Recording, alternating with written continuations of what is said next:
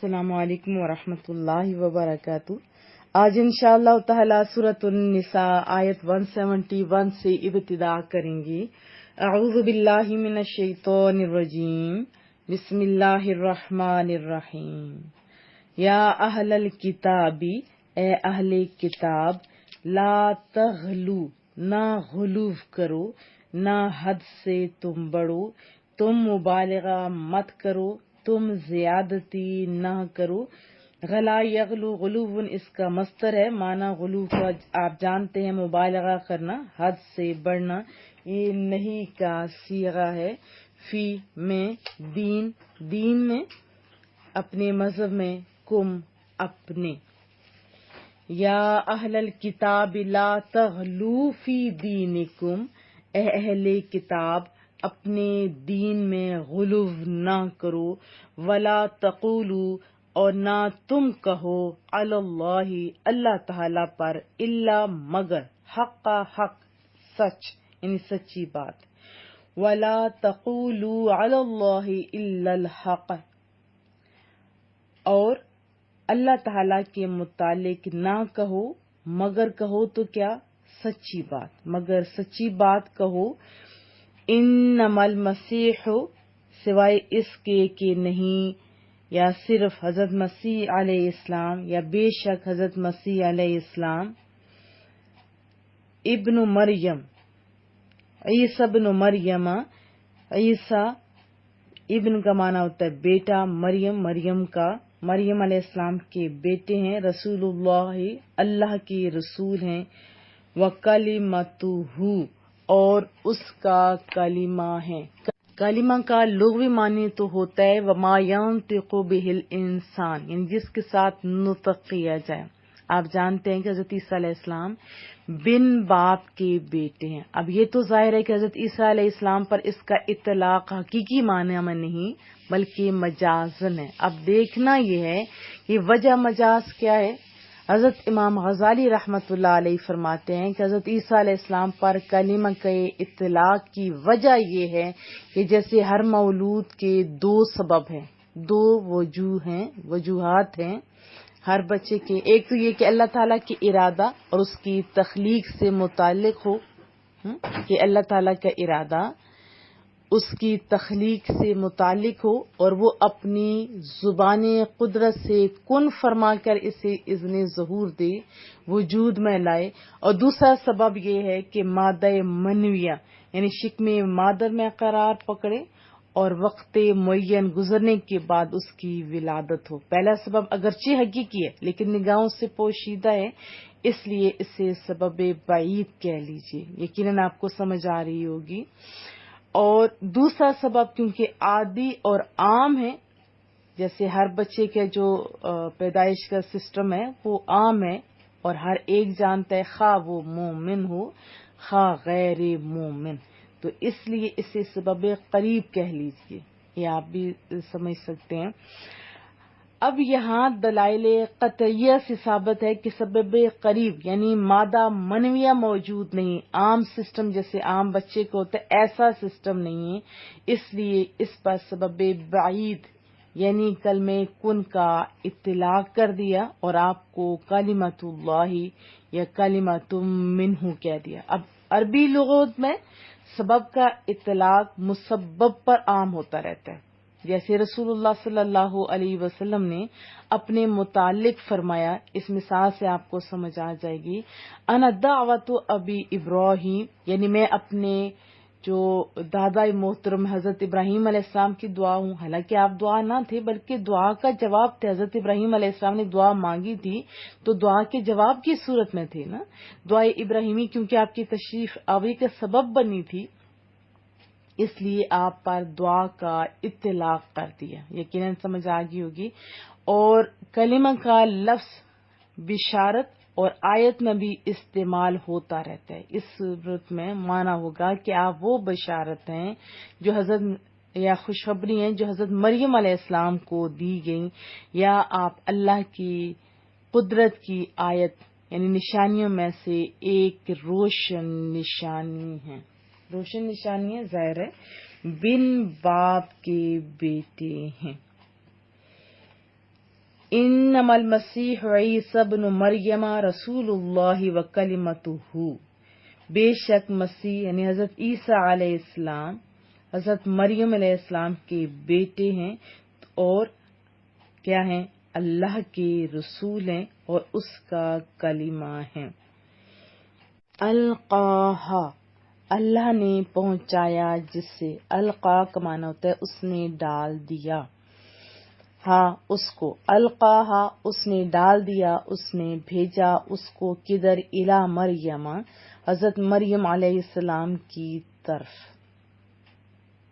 القاہا الی مریم، جسے اللہ نے پہنچایا تھا حضرت مریم علیہ السلام کی طرف یا بھیجا تھا حضرت مریم علیہ السلام کو، اور روح من، روح،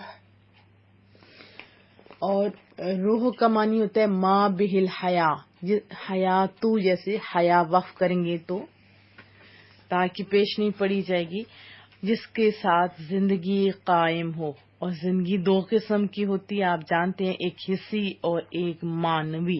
حصی زندگی وہ ہوتی ہے جس کے ذریعے جیسے ہم لوگ چلتے ہیں، چلنا پھرنا، بولنا سننا سمجھنا یاد کرنا وغیرہ قسم کے جو افعال ہیں وہ صادر ہوتے ہیں، اور معنوی وہ ہوتا ہے جس سے جیسے مکارم اخلاق، رحم، سخاوت، محبت، کوئی جیسے اس کے علاوہ ہو، یہ بھی تو آپ جانتے ہیں نا، اس کا ظہور ہوتا ہے۔ اس لیے قرآن کریم کو بھی کئی بار روح کہا گیا کیونکہ وہ حیات معنویہ کا سبب ہے۔ حیات معنویہ آپ کو میں نے بتایا جیسے رحم، سخاوت، محبت وغیرہ، اور جیسے کہ سورۃ الزخرف میں ہے وَكَذَلِكَ أَوْحَيْنَا إِلَيْكَ رُوحًا مِّنْ أَمْرِنَا، اسی طرح ہم نے اپنے حکم سے آپ پر روح یعنی قرآن کریم نازل فرمایا۔ اور حضرت مسیح علیہ السلام کیونکہ حیات حسی اور معنوی دونوں کے مظہر اتم تھے، اس لیے آپ کو بطور مبالغہ روح یعنی سراپے روح کہہ دیا، جیسے ہم کسی بہت خوبصورت انسان کو حسن مجسم کہہ دیتے ہیں۔ پھر ہے لس منہ، اب روح کی اضافت اللہ تعالی کی طرف جزئیت کی نہیں، جزئیت نہیں یعنی کہ جز نہیں ہے، پارٹ نہیں ہے، بلکہ تشریف اور تفصیل کی وجہ ہے، اور یہ اضافت قرآن کریم اور کلام عرب میں عام ہے۔ جیسے دیکھیں ہم چند ایک مثال سے سمجھتے ہیں، جیسے اللہ تعالیٰ نے شیطان کو فرمایا تھا ان عبادی لیس لک علیہم سلطان، یعنی میرے بندوں پر تو قابو نہیں پا سکتا۔ یہ وجہ آپ سارے جانتے ہیں، پوری ڈیٹیل سے میں نے آپ کو بتایا تھا کہ جب فرشتوں نے سجدہ کر دیا اور اس شیطان نے سجدہ نہیں کیا، پھر شیطان نے چاہا تھا کہ میں تیرے بندوں کو ورگلاؤں گا، تو پھر اللہ نے بڑے مان سے کہا تھا یعنی میرے بندوں پر تیرا قابو نہیں، تو میرے بندوں کو نہیں ورگلا سکتا۔ بندے تو دیکھے سارے کے سارے اللہ تعالیٰ کے، چاہے کوئی مانے نہ مانے، مومن ہو، کافر ہو، نیک ہو، بد ہو، لیکن اطاعت شعار بندوں کی اضافت اپنی طرف کی اور ان کو اپنے مخصوص اور مخلص بندہ ہونے کا شرف اور عزت بخشی، اور یہاں بھی روح منہ یا روح اللہ کہہ کر اس خصوصی شرف اور مقبولیت کا اظہار مقصود ہے جو حضرت عیسیٰ علیہ السلام کو بارگاہ الہی میں حاصل ہے۔ اب کوئی بندہ یہ کہ یہ قرآن سے ثابت ہو رہا ہے کہ حضرت عیسیٰ علیہ السلام اللہ کا جز ہے، بالکل ناحق ہے، کیونکہ آپ اس طرح جزئیت ثابت کرنے پر ضد ہوں تو پھر اس میں حضرت عیسیٰ علیہ السلام کی خصوصیت باقی نہیں رہتی، کیونکہ قرآن کریم میں دیکھیں حضرت آدم علیہ السلام کے متعلق صاف موجود ہے کہ نفخت فیہ من روحی، کہ میں نے اپنی روح حضرت آدم علیہ السلام میں پھونک دی۔ صرف آدم نہیں بلکہ دیکھیں تمام اولاد آدم کے متعلق بھی ہے، ثم جعل نسلہ من سلالۃ من ماء مہین ثم سواہ ونفخ فیہ من روحی، یعنی اللہ نے ہر آدم کی اولاد کو مادہ منویہ سے تخلیق کر کے اور اس کے اعضاء کو درست کر کے اس میں اپنی روح پھونکی۔ صرف آدم اور بنی آدم ہی نہیں بلکہ کائنات کی ہر چیز آپ دیکھیں اللہ تعالیٰ کا جز ماننا پڑے گا۔ ہر چیز کو اللہ نے پیدا کیا نا، وہ بھی ہمیں قرآن کریم میں ملتا ہے۔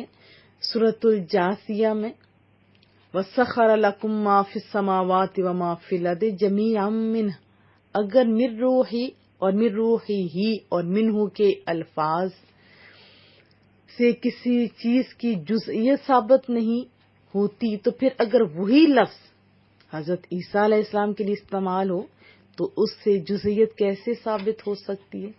और हकीकत तो ये है कि इंजील में अब भी ऐसी आयात मौजूद हैं जिनसे कुरान करीम के इस नजरिए की तायीद होती है कि रूहुल अमीन यानी जिब्रील अमीन के फूंक मारने से आपकी विलादत हुई वगैरह वगैरह। जो मैंने आपको बताया ये अगर सामने रखे तो बहुत सारे मसाइल का हल भी निकल सकते हैं, जैसे कि नूर, कुरान करीम को भी नूर कहा गया, दूध को भी नूर कहा जाता है। हमारी आंख के अंदर जहाँ से हमें छोटा सा वो दाना होता है जिसे की सबब से हम सारा कुछ देख सकते हैं, उसको भी यानी आंख को भी नूर कहा जाता है।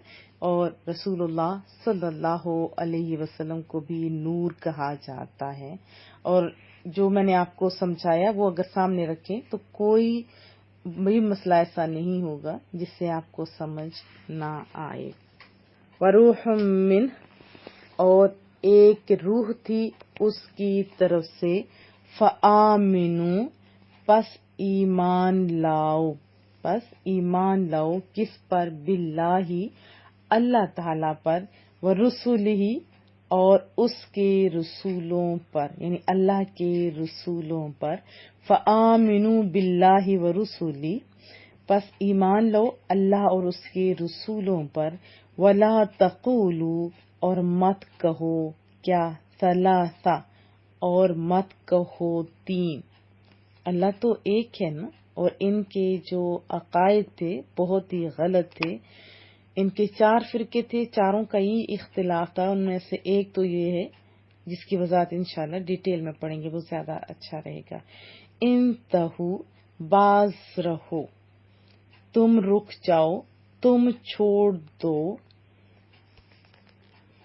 खैरन, बेहतर है, लकुम, तुम्हारे लिए, इंतहु खैरुल लकुम, बाज आ जाओ ऐसा कहने से, ये तुम्हारे लिए बेहतर है, ये तुम्हारे लिए बेहतर है। इन्नमल्लाहु, बेशक अल्लाह ताला, यानी इन्नमा सिवाय उसके कि नहीं कि अल्लाह ताला इलाहुन, माबूद, जिसकी इबादत की जाए, वाहिद, एक है। इन्नमल्लाहु इलाहुन वाहिद, बेशक अल्लाह तो माबूद वाहिद ही है। सुबहानहु, पाक है वो, यानी अल्लाह ताला पाक है। इन यकूना, ये कि हो, लहू, उसके लिए, हु की ज़मीर अल्लाह की तरफ राजे हो रही है, यानी अल्लाह के लिए, वलद, औलाद, लहू, उसी के लिए, मा फिस समावाति, जो कुछ आसमानों में है, व मा फिल अर्दी, और जो कुछ जमीन में है, वकफा बिल्लाहि वकीला, और अल्लाह ताला काफी है, वकीला, कारसाज, और कारसाज। सुबहानहु अन यकून लहू वलद, पाक है रब्बे करीम इससे कि उसका कोई लड़का हो। लहू मा फिस समावाति व मा फिल अर्द, उसी की मिल्कियत है, वही मालिक है, उसी का है जो कुछ आसमानों में है और जो कुछ जमीन में है। वकफा बिल्लाहि वकीला, और काफी है अल्लाह ताला कारसाज, और अल्लाह ही कारसाज काफी है। इस आयत में अहले किताब को हदायत की गई है कि हज़रत ईसा अलैहिस्सलाम के बारे में इफरात और तफरीत दोनों से बाज रहें। इन्हें खुदा और खुदा का बेटा न कहें और हुलूल और इत्तेहाद के ऐब लगाकर इनकी तनकीस भी ना करें, बल्कि इनके बारे में अकीदा क्या होना चाहिए वाज़ेह बता दिया कि हज़रत ईसा अलैहिस्सलाम हज़रत मरियम रज़ी अल्लाह ताला अन्हा के बेटे हैं, और इसके अलावा इनका और कोई नस्ब नहीं है, सिर्फ अल्लाह के रसूल हैं। उसका एक कलिमा है जो रब्बे करीम ने हज़रत मरियम رضی اللہ تعالیٰ عنہ کی طرف بھیجا ہے اور اللہ کی طرف سے ایک خاص روح ہے، لہذا انہیں چاہیے کہ اللہ عز و جل اور اس کے رسول پر ایمان لائیں اور تصدیق کریں کہ اللہ ایک ہے، بیٹے اور اولاد سے پاک ہے، اور اس کے رسولوں کی تصدیق کریں اور اس کی کہ حضرت عیسیٰ علیہ السلام رسولوں میں سے ایک ہیں۔ دیکھیں قرآن کریم نے حضرت مسیح علیہ السلام کی ہستی کے متعلق جو صدیوں سے ایک موما بن کے رہ گئی تھی، بڑے کلیئر ورڈ میں بتا دیے کہ وہ مریم کے بیٹے اللہ کے رسول ہیں، بن باپ کے ہیں، کلمہ کن سے ان کی پیدائش ہوئی اور وہ اللہ کے مقرب روحوں میں سے ایک مقدس روح ہیں۔ تو اب ان الفاظ سے عیسائیوں کو ان کے غلط جو عقائد ہیں ان سے باز رہنے کی تاکید کی جا رہی ہے، حکم دیا جا رہا ہے، کیونکہ ان کے 4 بڑے تھے نا فرقے، یعقوبیہ، ملکانیہ، نستوریہ، مرقوسیہ، سب کے عقائد جدا جدا تھے، کوئی کچھ کہتا تھا، کوئی کچھ کہتے تھے۔ پوری وضاحت والی بکس میرے پاس موجود ہے، اگر وضاحت کو چاہے تو مل بھی سکتی ہیں۔ اور یہ کہا کہ وَلَا تَقُولُوا ثَلَاثَةٌ، نہ کہو کیا ثلاثہ، کہ معبود 3 ہیں، یعنی حضرت عیسیٰ علیہ السلام کے بارے میں ایسا ہی کہتے تھے نا کہ یہ اللہ کا بیٹا ہے، تو بعض پتہ نہیں کیا کہتے ہوئے بھی زبان سے نکالتے ہوئے بھی خوف آتا ہے۔ بعض انہیں تیسرا خدا مانتے تھے اور بعض انہی کو خدا مانتے تھے۔ ان تینوں فرقوں کی تردید کے لیے یہ آیت کریمہ اتری۔ لفظ اللہ میں ایک فرقے کی تردید ہے، واحد میں دوسرے کی، اور سبحانہ ان یکون لہ ولد میں تیسرے کی۔ یہ جو ان کے فرقے تھے ان سب تینوں کی تردید ہو گئی۔ اب عقل مند انسان خود ہی غور کر لے کہ دیکھیں جو کچھ بھی زمین آسمان جدھر بھی ہے وہ سب اللہ کا ہے، سب اللہ کی مخلوق ہے، جتنے انسان ہیں سب اسی کے بندے اور مملوک ہیں، انہی میں حضرت عیسیٰ علیہ السلام اور ان کی والدہ محترمہ بھی داخل ہیں۔ اور جب یہ بندے ہیں اور ان کا مالک اللہ ہے تو دیکھیں، تو یہ جو اللہ کا بیٹا اور بیوی ہونا کیسے بنا، سوچ بھی نہیں سکتا۔ اللہ پاک ان بے ہدہ باتوں سے پاک ہے، اللہ پاک سمجھ عطا